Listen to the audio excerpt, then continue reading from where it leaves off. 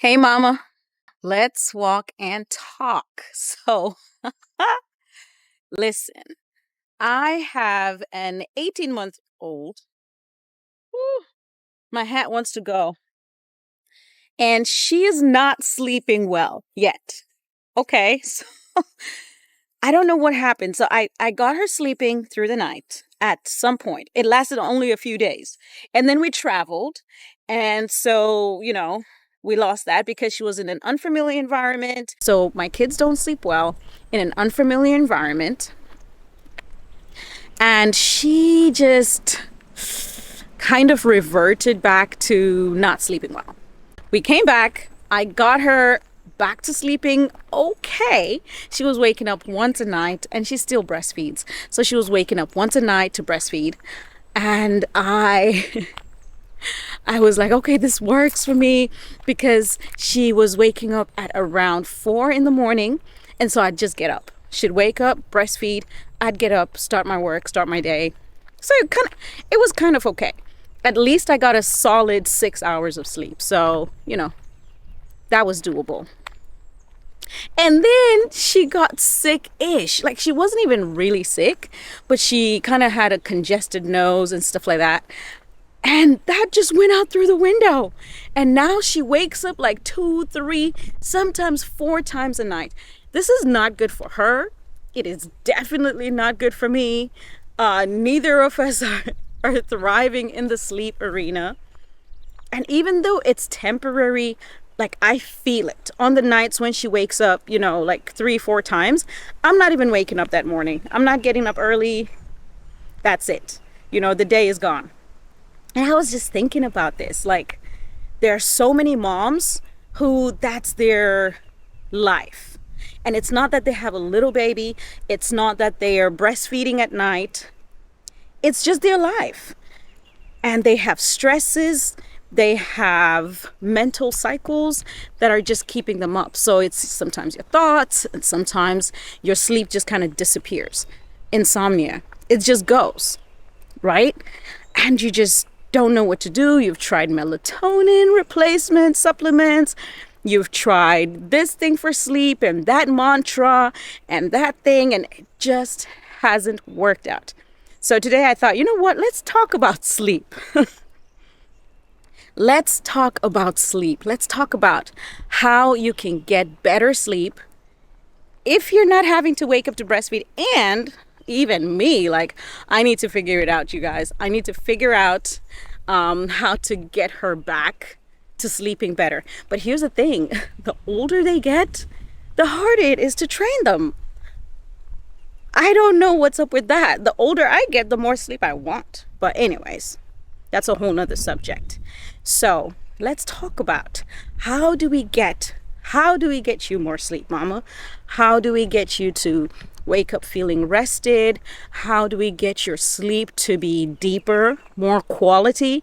Not just, hey, I went to sleep, but I actually feel like I slept well. I actually feel, relaxed, and I feel energetic. I feel confident. I wake up and I'm just like, yay, let's go day. That would have sounded ridiculous to me a few years ago. So let's talk about some of the things you can do to get better sleep, wake up feeling refreshed. We're going to talk about sleep hygiene. Sleep hygiene addresses your habits around your sleep. So, what are you doing before you sleep? How are you going through your day? Everything through your day to the time you put your head down is going to either add to your sleep or take away from it. So, number 1, your mental state. If you're struggling from negative thought patterns, if you're struggling from a mindset that is not serving you, maybe you just seem to not be able to be kind to yourself in your thoughts, let's start there. Start learning how to have positive conversations in your own mind. How do you do this? Well, I can only address a little bit of this in this video, but you can look for other videos on my channel on your mindset, how to be happier, how to have better thoughts towards yourself. But let's talk about The basics. Number one, gratitude. Gratitude, gratitude, gratitude. It's like this cycle, right? You keep hearing about it. It's because it actually works. If you keep a little desk by your bed, you can put a book on there, a journal of sorts, and you can have a pen. And every night, right before you go to sleep, this is a simple addition to your daily routine. You jot down 10 things, just 10 things you're thankful for. And you know what? Let me not just say just 10, because I remember a time in my life when 10 would have sounded like a lot. Hey guys, let me show you something. Aren't these flowers so pretty? Look at the little bugs on them too. The contrast is just so beautiful. I just love walking down here. If you struggle and are wondering, where do I even begin when it comes to gratitude? Maybe you've been struggling so hard and you have anxiety and maybe even some depression. And so it's hard to think of things to be thankful for. Start by looking around your room. I mean the basics. Let's be thankful for the paint on your walls. Be thankful for the walls. Be thankful for the bed, the cover. It doesn't mean that you're saying this is the best bed and that you don't want to make improvements. No, but this is just recognizing that it is there. It is available for you to lay on. So be thankful for the bed. Be thankful for your toes. Doesn't matter the color of nail polish on them. Be thankful for them. So go really basic, rudimentary Thanksgiving, okay? Be thankful. So much gratitude shifts your mental patterns. Listen, guys, there have been times when I've been so down and I'm just having a dingy day. Like, it's just not bright. It's not nice. And I start being thankful. I just have this thought, Annie, just go into gratitude. Be thankful. And I don't want to. I can have like a 3-year-old tantrum in that moment. I don't want to. I just don't want to. This is my 4-year-old. He's kind of getting out of that. He said, I don't want to. I just don't want to. That's how I feel sometimes. I just don't want to. Okay? I just don't feel like it. But then I do it anyway. I just start. Ooh, it's windy again.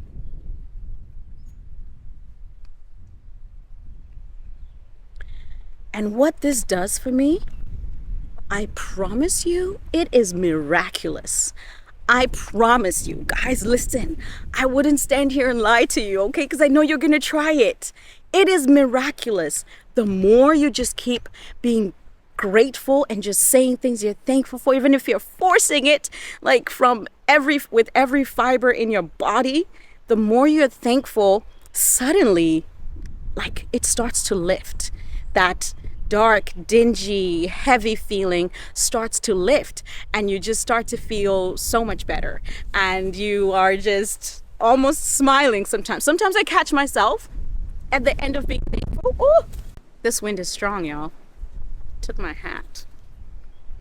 It took my hat. I have to use the phone as a mirror. Okay. Oh well. So I find myself smiling and I'm like, I don't even know how I got this happy, but I'm happy. Let me show you something else. I just saw this. They're so pretty. Look at these. Oh my, they're so lovely. Here, let me give you a close-up. Oh, they're so pretty. I love the color. So, yes, being thankful, gratitude, that's the first best thing I can give you to try for your sleep hygiene. Number two, listen, guys. There is a connection between the brain and the gut, i.e. your stomach, your digestion, that is being studied more and more. And the latest research that I saw was that, they were just so puzzled because they found that around the stomach lining, there are cells similar to the ones in the brain. So there's this gut-brain connection that is not even fully studied out, because God created us as incredible creatures. And even men, us, men, we're having a hard time understanding this system so well. So listen, when you eat too much or too close to the time you try to go to sleep, it just doesn't work out well. There's this old saying and connection between bad dreams and eating, like maybe I ate too much or maybe I ate the wrong things. And that has some truth to it. But the real issue is that there is a connection between your brain and your gut. So you really need to watch out what you're eating, when you're eating, close to bedtime. The best thing to do is to eat a light dinner. Dinner tends to be the heaviest meal of the day. I call it supper, but that tends to be the heaviest meal of the day. And that is kind of just working against you when it comes to sleep, okay? Give your digestive system less work and you will get better sleep. So, number one, have at least 2 to 3 hours between your eating and your sleeping. Number two, eat a light meal that your body can easily digest and be done, okay? So those are two things that you can do when it comes to your diet. I think I'll share one last tip with you, okay? Because I don't have enough time to jam it all into this video, but I will tell you what. There is a link in the description below where you can find a sleep hygiene document that will just help you assess what does your life around your sleep look like, and it will help you look at some things that you can do to improve your sleep experience. So click on the link below. It is absolutely free for you. It'll say something about sleep, so just click on that one, okay? Because there may be other assessments that you can look at that are just your general life assessments as well. But click on the link below and you will find your way to the sleep hygiene free download that you can take a look at in your time. All right. So tip number 3, this is another big one. And it's kind of wrapped up in what I'm doing right now. Okay, so most of you are going to guess exercise. And while you may have a good point, exercise is absolutely great for your sleep hygiene, but I'm talking about something even simpler. And here it is. Sun exposure. Sun exposure, you guys. When you are in the sun in the morning and or in the evening, you know, when it's not so harsh, or in the wintertime, it can really be many times of the day. But if you get enough sun, what that does for you is your body's internal clock. You have an internal clock that runs to the rhythm of the sun. So when the sun rises, your body's alarm clock wakes you up. And when the sun goes down, your body's alarm clock or switch shuts your day down. And this allows you to have so much sleep, so much quality sleep, and have you get that good deep rest that wakes you up in the morning feeling so refreshed. You will be so happy. You will thank me for just doing this simple thing like getting yourself some sun exposure. Of course, be responsible with this. You know, I know that the sun is usually given a bad rep, but remember, but can we just talk about it? Okay? The people of old were out in the fields in the sun and had less cancers of their skin than we do. So, be responsible about it. But remember that the sun is more of your friend than it is your enemy. Anything overdone will certainly give you problems.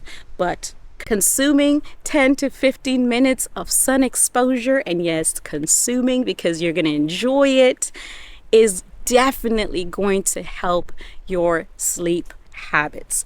Try it for a few days. Give everything a good 21 days because there's so many things in your system that have to change. All right, guys, I am so glad we got to talk about your sleep today. Please try these simple things. Gratitude, very easy to do. Eating, putting some space between your heavy meals, or eating light suppers, dinners, and getting some sun exposure. You can do it on a walk like I'm doing. You can do it together with exercise. You can certainly do it together with exercise because why not, right? You're going to get both of the things at the same time, and it's really going to benefit you. So try these things. Let me know in the comments below what has worked for you. Hey, listen, mamas. If you know something that's working, share it with the rest of us, okay? None of us know everything. I do a lot of studying, a lot of research, but every day I learn something new. I actually make it a point to learn something new every day. And every day I learn an element about this or that I'm like, whoa, I never knew that. Or talking to another mom, I'd be like, I never knew that. That could help someone else. And so I'd share it with you. So please do the same. Drop a comment below. Tell us what you do to get better sleep. Or if you have any questions about what I just shared, also link that below. I look forward to hearing from you. I'm going to go ahead and finish my walk. Bye, Mama. Next time, we'll walk and talk again. This is Nurse Annie. Bye.